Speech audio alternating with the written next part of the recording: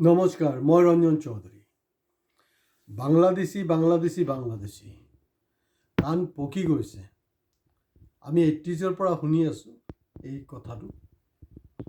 তো এতিয়া মূল কথাটো হ'ল, যোৱা 12টা বছৰ আমি দেখিছোঁ যে অসমৰ পৰা আৰম্ভ কৰি ঝাৰখণ্ডে হওক, একেবাৰে নৰেন্দ্ৰ মোদী ৰাজ্য গুজৰাটতে হওক, চবতে বাংলাদেশীৰ নেৰেটিভছ। তো বাংলাদেশীটো গ'ল, তাৰপিছত আহি গ'ল মিয়া। তেতিয়া নতুনকৈ ব্যাখ্যা দিলে মিয়াৰ মানে হিন্দীত কথা পাতি আছে আমাৰ হিমন্ত বিশ্ব শৰ্মা। মিয়া মানে ঘুচপেটীয়া, মানে কি ক'ব আৰু, মিয়া মানে ঘুচপেটীয়া।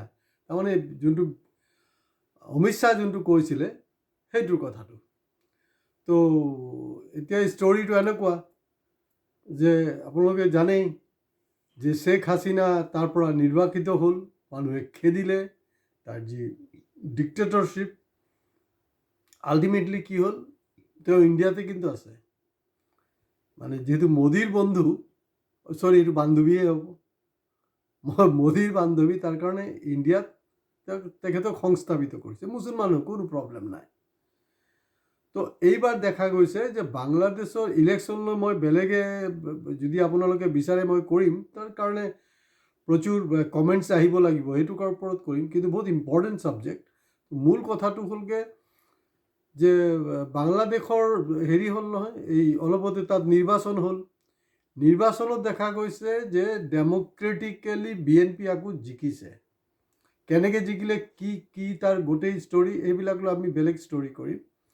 কিন্তু মূল কথাটো মই ক'ব বিচাৰিছোঁ, প্ৰধানমন্ত্ৰী নৰেন্দ্ৰ মোদীক কিন্তু তেওঁলোকৰ শপত গ্ৰহণ অনুষ্ঠানত মাতিছিলে, তেখেত যোৱা নাই। কিয় যোৱা নাই? তেখেত এটা বাহানা বিচাৰি ওলাই ল'ল যে নাই, কিবা AI ইণ্টাৰনেশ্যনেল কনফাৰেঞ্চ আছে। এইটোতো আৰু AIতো নহয়, AIৰ নামত মোদীৰ এডভাৰটাইজমেণ্ট হ'ল, 5-6 ঘণ্টাৰ তেওঁৰ ফটো ছেশ্যন হ'ল, সেইটোৰ ওপৰত আমি সুকীয়াকৈ কৰিম। সেইটো এটা এক্সকিউজ দিলে। এতিয়া সকলোতে মোদীও দেখা পায়, অমিত শ্বাহও দেখা পায়। অমিত শ্বাহ দেখোন ক্ৰনলজিৰ কথা কৈ আছে। মোৰ কথাটো হ'ল, যেতিয়া পাকিস্তানে উৎপাত কৰিছিলে মনমোহন সিঙৰ সময়ত, কংগ্ৰেছৰ সময়ত, তেতিয়া তেখেতে কি বুলি কৈছিলে যে মই পাৱাৰত আহিলে যদি তেওঁলোকে আমাৰ এটা মানে সৈনিকৰ মানে মূৰ লৈছে, সিহঁতৰ মই 10টা ল'ম। তো এতিয়া কথাটো হ'ল যে 56 ইঞ্চিৰ বুকু বিশ্বগুৰু মোদী আৰু সেই ক্ৰনলজিৰ অমিত শ্বাহ, তেওঁলোকৰ মাজত যিকোনো একজন কমচে কম এই শপত গ্ৰহণ অনুষ্ঠানত গৈ যাব লাগিছিলে। কাৰণ 2021 নিৰ্বাচনত, 20 বা 21 তেনেকৈ বাংলাদেশৰ নিৰ্বাচনত গৈ তেখেতে ভাষণ দিছিলে মোদী, যে বাংলাদেশ স্বাধীন হওঁতে নাকি তেখেত বলে যে কাৰাৰুদ্ধ হৈছে, জেলত আছিলে।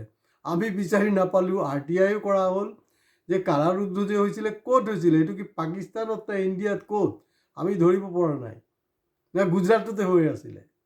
টোটাল ভেলকিবাজি, মানে চূড়ান্ত ভেলকিবাজি। তেতিয়া কথাটো হ'লগৈ এনেকুৱা যে মোদী আৰু তেওঁলোকে অমিত শ্বাহ যাব লাগিছিলে, গৈ স্পষ্টকৈ ক'ব লাগিছিলে যে ভাই, এই দীপু দাস মৰিলে, তাৰপিছতো তহঁতি এইবিলাক কৰি আছ, হিন্দুৰ ওপৰত অত্যাচাৰ কৰিছ। তো গতিকে আমাৰ কিন্তু এইটো কি আছিলে, গৰম খুন বেহ ৰাহা হে, মেৰা গৰম খুন, এই সিন্ধুৰ অপাৰেশ্যন সিন্ধু দেখিছে নহয়। যদি সঁচাকৈ আপোনাৰ গৰম মানে খুন ওলায়, ব্লাড গৈ থাকে নহয়, গৰম হয় নহয়, আপুনি মৰি থাকিবতো, ব্লাষ্ট হৈ যাব আপুনি। কি ফটুৱাগিৰি কৈ আছে এইবিলাক। তো এতিয়া তেওঁ গৈ ক'ব লাগিছিলে যে ইয়াত যদি আৰু একজন হিন্দুক তহঁতি মাৰ, তেতিয়াহ'লে কিন্তু ইণ্ডিয়াত আমি মানে 100জন মুছলমানক মাৰি পেলাম। এইবাৰতো 10জন নহয়। সেইবিলাক ভাবুকি দিব লাগিছিলে।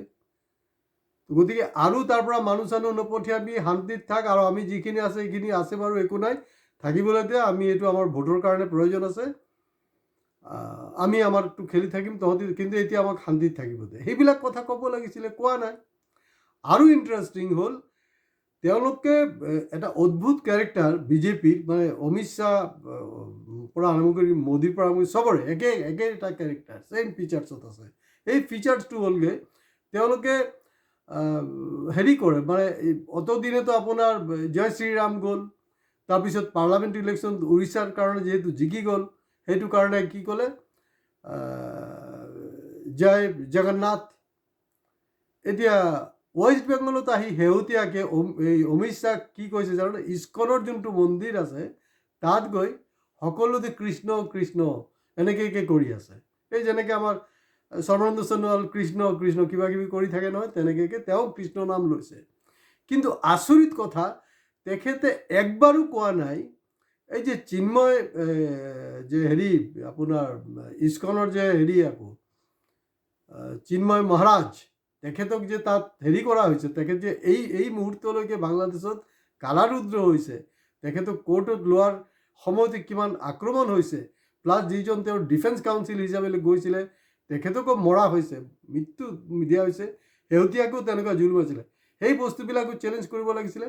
কিন্তু ৱেষ্ট বেংগলত এই কৃষ্ণ কৃষ্ণ নাম ক'লে, কিন্তু চিন্ময় মহাৰাজৰ নাম কিন্তু একবাৰো নকলে, আৰু তেওঁলোকে সকীয়াব লাগিছিলে, একো সকোৱা নাই।